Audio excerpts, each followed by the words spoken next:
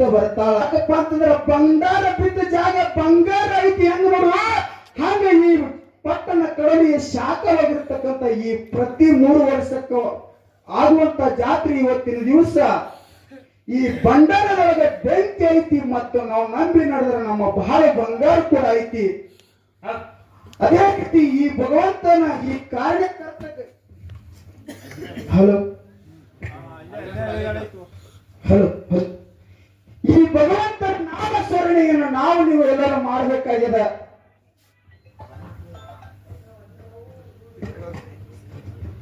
ಇವತ್ತಿನ ದಿವಸ ಈ ಭಗವಂತನ ನಾಮಸ್ಮರಣೆಯನ್ನು ನಾವು ನೀವು ಎಲ್ಲರೂ ಮಾಡಬೇಕಾಗಿದೆ.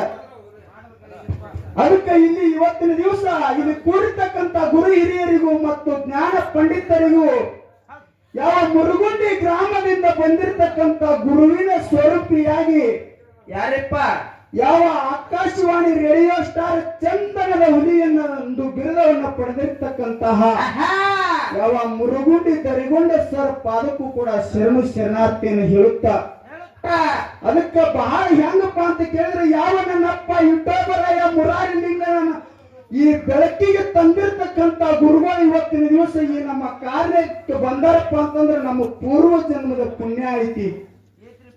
ಅದಕ್ಕೆ ಯಾಕಪ್ಪ ಅಂತ ಕೇಳಿದ್ರ ಯಾವ ಪೂರ್ವ ಜನ್ಮದ ಪುಣ್ಯ ನಮಗಿದ್ದಪ್ಪ ಅಂತಂದ್ರ ಅಂತ ಗುರುಗಳ ದರ್ಶನ ಮತ್ತು ಇಂಥ ಪುಣ್ಯದ ಕಾರ್ಯ ನಮಗೆ ನಿಮಗೆ ದೊರೀತದ. ಇಲ್ಲಾದ್ರ ಅದು ಪುಣ್ಯ ಇರ್ಲಿಲ್ಲಪ್ಪ ಅಂತಂದ್ರ ಅಂತವ್ರ ಭೇಟಿನೂ ಆಗಂಗಿಲ್ಲ. ಹೌದ್ರಿಪ್ಪ. ಅದಕ್ಕ ಬಹಳ ಹೆಂಗಪ್ಪ ಅಂತ ಕೇಳಿದ್ರೆ ನನ್ನಪ್ಪ ಇಟ್ಟೋಬರಾಯ ಮುರಾರಿಲಿಂಗ ಯಾವ ರೀತಿ ಸೇವೆಯನ್ನ ಮಾಡ್ಯಾರ, ಯಾವ ರೀತಿ ಭಕ್ತರನ್ನ ಉದ್ಧಾರ ಮಾಡ್ಯಾರ ಅಂತಕ್ಕಂಥದ್ದು ಮುಂದೆ ನಮಗೆ ಹಿರಿಯರು ಮತ್ತು ಗುರುಗಳಾಗಿರ್ತಕ್ಕಂಥ ದರ್ಯಾಪ್ ಸರ್ ಅವರು ಹೇಳ್ತಾರೆ. ಅದಕ್ಕೆ ಈಗ ಹೆಂಗಪ್ಪ ಅಂತ ಕೇಳಿದ್ರೆ ನನ್ನಪ್ಪ ಇಟ್ಟೋಬರಾಯ ಪಾತಾಳದೊಳಗಿನ ಹಗಲಿರುವ ಗುರುವಿನ ಸೇವೆಯನ್ನ ಮಾಡಿ ಯಾರ್ಯಾರು ಹೆಂಗ ಉದ್ಧಾರ ಮಾಡಿದಪ್ಪ ಅಂತ ಕೇಳಿದ್ರೆ ಯಾವ ನನ್ನಪ್ಪ ಗೋರ ಕುಂಬಾರ ಹಸಿರುವನ್ನು ತುಳಿತಿದ್ದ. ಹೌದು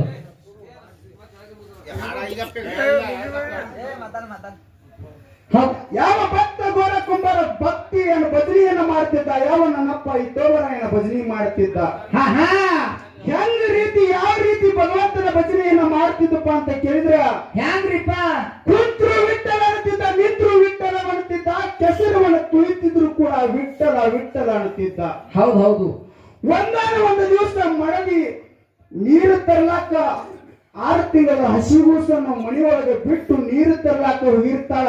ಹೌದು ಒಂದು ದಿವಸ ಏನ್ ಮಾಡ್ತಾರಪ್ಪ ಅಂತ ಕೇಳಿದ್ರೆ ಗೋರ ಕುಂಬಾರ ಆ ಭಗವಂತನ ಭಜನೆಯನ್ನ ಮಾಡುತ್ತಾ ಕೆಸರು ತುಳಿತಿರ್ತಾನ. ಹೌದು ಆ ಮಡದಿ ನೀರು ತರಕ ಹೋದ ಸಂದರ್ಭದೊಳಗ ಆ ಮಗ ಅಂಬಗಲ ಹಚ್ಚಿ ಆಡುತ್ತಾ ಕೆಸರು ಒಳಗೆ ಬರ್ತದ.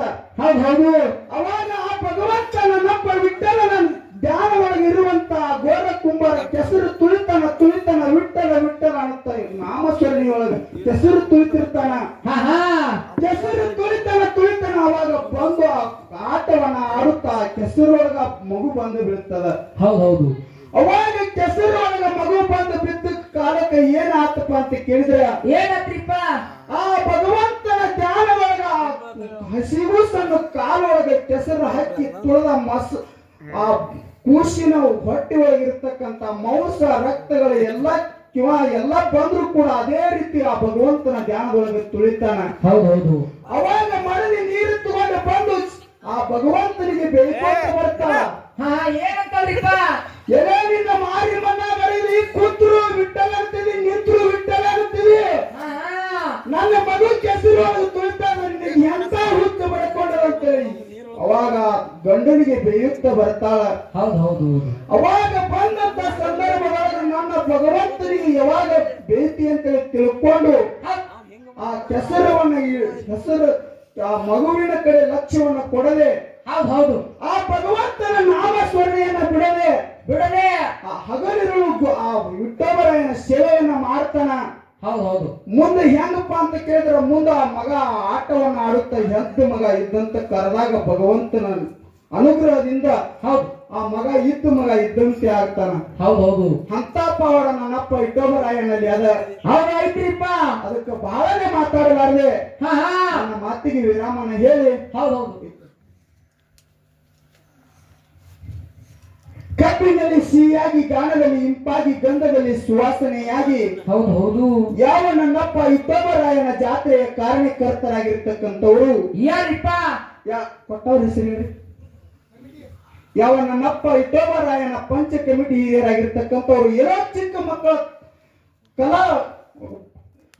ಮಕ್ಕಳ ತೊಲದ ನುಡಿಯನ್ನು ಕೇಳಿ ಅವರ ಮನಸ್ಸಿಗೆ ಆನಂದವಾಗಿ ಹೌದು 130 ರೂಪಾಯಿ ಕಲಾ ಕಾಣಿಕೆಯನ್ನು ಕೊಟ್ಟಿರ್ತಾರೆ. ಅವರಿಗೆಲ್ಲೂ ಕೂಡ ಗುರು ಮುರ್ಷಿದ್ದ ರಾವಿ ಮುರ್ಷಿದ್ದ ಮುತ್ಯಮಾಳಿಗರಾಯ ಇಲ್ಲಿ ವಾಸ ಮಾಡಿರ್ತಕ್ಕಂಥ ನನ್ನಪ್ಪ ಇಟ್ಟೋಬರಾಯ ಅವರು ಮಾಡುವಂತ ಕಾರ್ಯದಲ್ಲಿ ಯಶಸ್ಸು ಕೊಟ್ಟು ಕಾಪಾಡಲಿ ಅಂತೇಳಿ ನಮ್ಮ ಸಂಘ ವತಿಯಿಂದ ಬೇಡಿಕೆ. ಹೌದು ಹೌದು ಹೌದು.